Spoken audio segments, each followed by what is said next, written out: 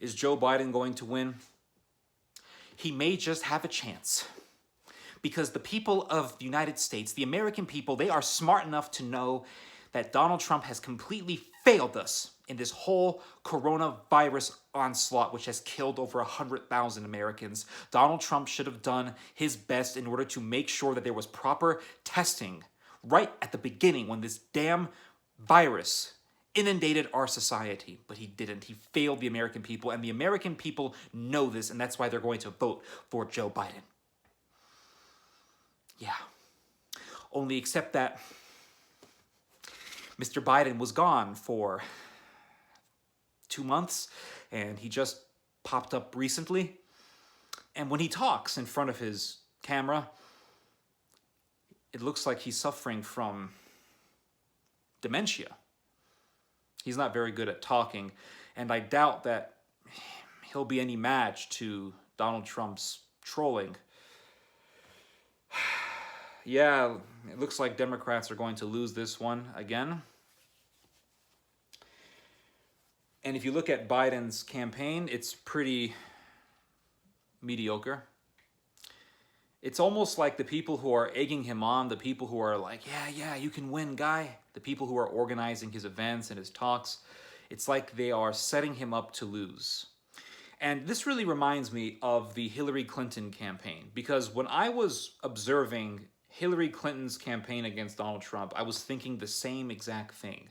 It was like they were setting her up to lose, almost like they wanted Donald Trump to win. There was one specific event in Hillary Rodham Clinton's campaign that really made it look like they were setting her up to fail. 2016, that was a very, very oddball year. I would say 2014, 2015, 2016, and 2017. Those were some weird ass years. Those were the years of people talking about Muslims every single day. Immigration was the biggest hot button topic. You posted up a story about migrants and you had 100,000 people reading your article. Pretty crazy times. Politically, very hysterical times. There was one event that really solidified that whole hysteria, and that was the Orlando gay nightclub massacre. 53 people were killed by an Islamic terrorist. Now, Hillary Clinton, she was the one that was promoting herself as pro-homosexual. She was going to advance and to defend the LGBT agenda, and she was also presenting herself as one who would defend immigrants, legal and illegal. And then you had Donald Trump, who really was fixated on immigration, and he was bashing migrants all the time. Rapists, murderers, they were the worst. I assume some of those people crossing the border are good people. Yeah, he was saying things like that. And then the shooting happened. And a bunch of gays were killed. And that really just shot Hillary Clinton's image completely.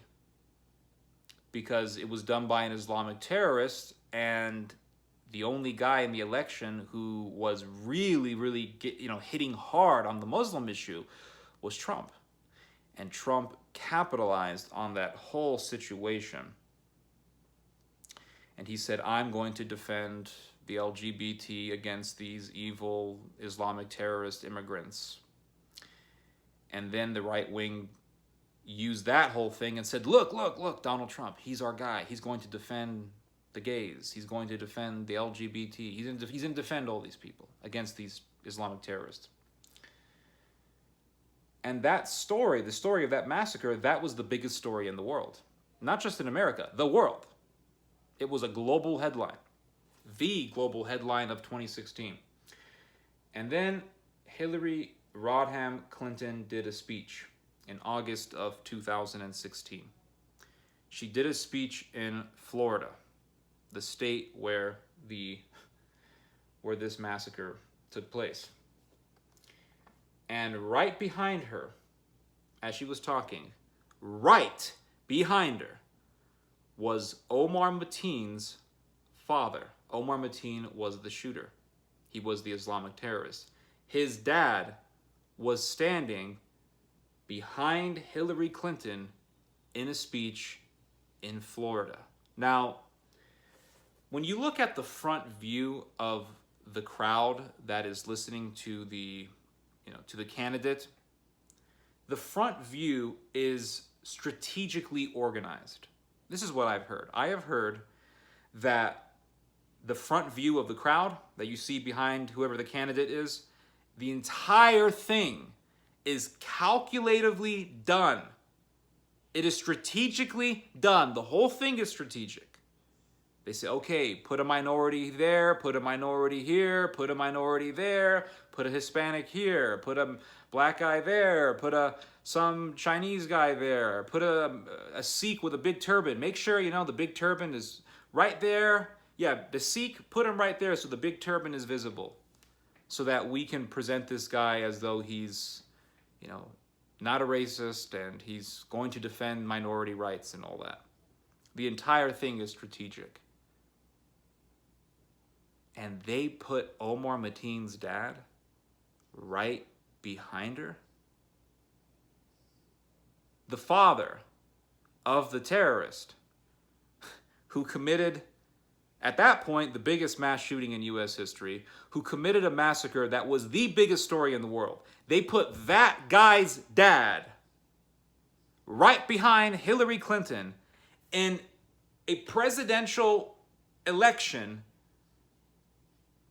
that had a presidential election, the biggest focus of which was Islamic terrorism and immigration. They put that guy's dad behind her.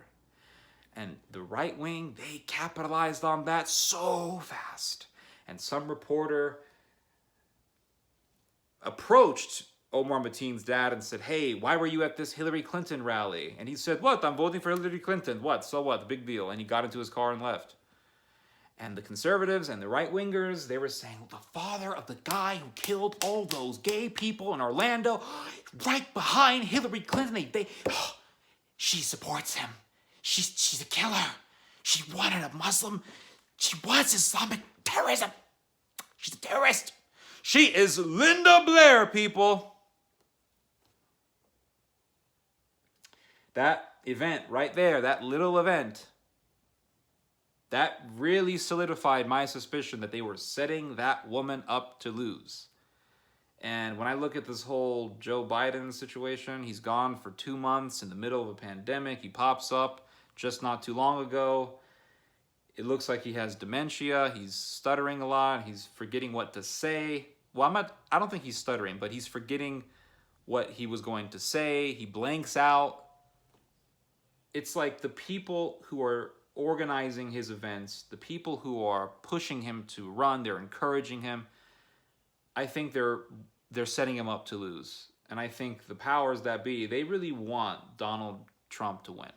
That's what I suspect. Anyway, hope you guys have learned something from this video. Hope you guys have enjoyed something from this video. You guys just heard some theology. God bless.